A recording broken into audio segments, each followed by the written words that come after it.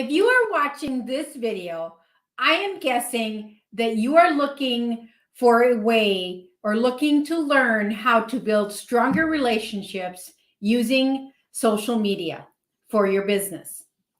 Do you ever feel like you don't have enough people to talk to, or the conversations that you are having are just not, are very surface based and just not really a deep conversation or a meaningful relationship? Well, in this video, I'm going to talk about the 5 or the different steps that have really worked for me and creating meaningful relationships and long-term relationships using social media. But hey, if we have not met yet, my name is Anna Olson. I am a coach and mentor teaching small business owners how to effectively use social media to grow their business with the attraction marketing system. Remember to like this video and subscribe to my channel so you never miss out, because I have new videos coming out all the time and I am sharing a lot of my tips. So you want to make sure that you like this video. So let's talk about, meaningful relationships. I mean, it is very important that you have, that you can create meaningful relationships with people online.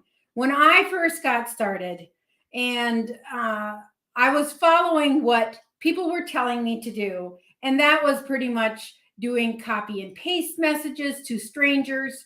And I'm sure you know what happened with that. I mean, people were blocking me, people were avoiding me.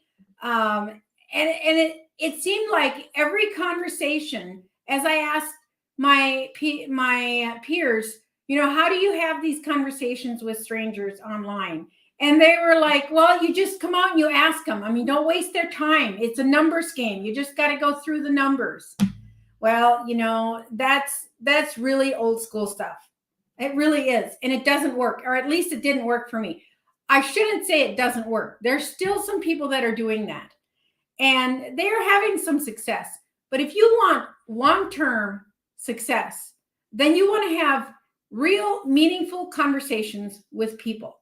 People don't want to be sold to. They want to be heard, and they want a sense of community. They want a sense of relationship with you. And then they might think about becoming a partner with you or buying from you. So those are things that you want to keep in mind. I never forget how at the grocery store, I mean, I had sent enough copy and paste messages and had enough conversations where I was asking for the sale in the first 5 minutes of the conversation that people were avoiding me. People would go down a different aisle in the grocery store just to avoid me for fear I was going to talk about my business one more time to them. And that is not what I wanted. It was not what I had in mind when I got into business and wanted to grow a business. So there is a different way. You can do this. So let's talk about the 5, or not just 5, but the things that really have worked for me. Okay. Every day you want to make sure that you meet new people. Introduce yourself. Ask questions. Introduce yourself might be going to their social media channel and take a look at what they do, what they're doing, what they believe in, what they stand for. Look at the posts that they're putting out. Comment on the posts. Ask questions. Comment about their children, their grandchildren, their family, whatever you find. Be interested in the person. And just ask questions. Or, it may not be a question, it may be a comment, but most likely to draw a conversation, you need to ask a question because you want them to come back and respond to you. So asking a question is a good way to do that. Talk about the things that matter to the person that you are conversing with. What celebrations do they have? What celebrations have they had? What challenges do they have? Ask questions. Be interested. Not just ask the question so you can have a comeback for your business. Be interested in them. You have to be interested. And what matters to them. They want to talk about what matters to them. I mean, really, they really do want to talk about what matters to them. And then if you're going to share something back to them, be vulnerable. You have to be vulnerable. I mean, sometimes you might be surprised. It's amazing how many times when I have a conversation with a complete stranger, they will share something that we have in common. And then you can go back and authentically talk about the commonality that you have with that person. You have to be real. And you have to express vulnerability. By that, I mean, you can't be surface-based. You got to let people know who you really are. They cannot get to know you, like you, or trust you if you are not vulnerable with real conversations. So it's no different than if your best friend was sitting at the table talking to you, okay? So you want to make sure that you do that. And then, of course, this is the most important thing, is integrity. Make sure that you have high integrity. Always, always, always be honest. Do what you promise. And under promise and over deliver. So by that, I mean, if you say to somebody, yeah, I'll connect with you tomorrow night, make sure you connect. Or I'll respond to your message tomorrow when I have, I'm busy right now, but I'll respond to your message tomorrow.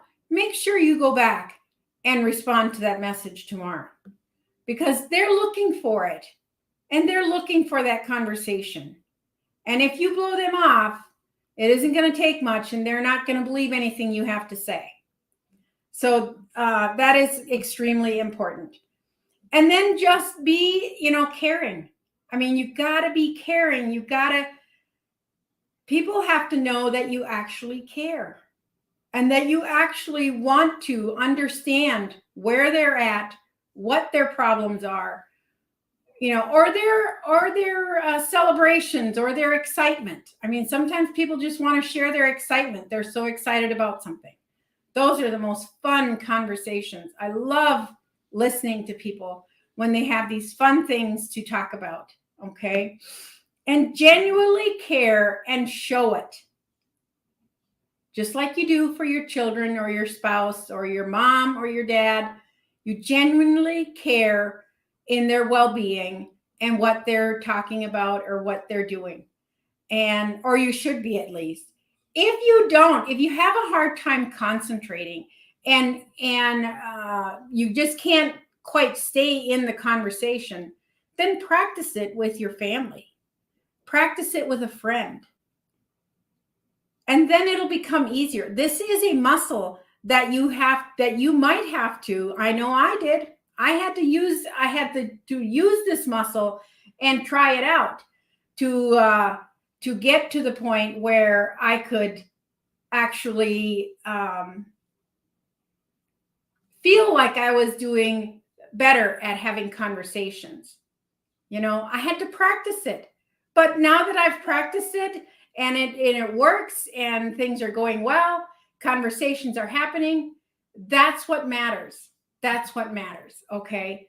So those are the steps that I have for more meaningful conversations. Okay. So again, remember to like this video and subscribe to my channel so you never miss out as the next tips for marketing and business building come out.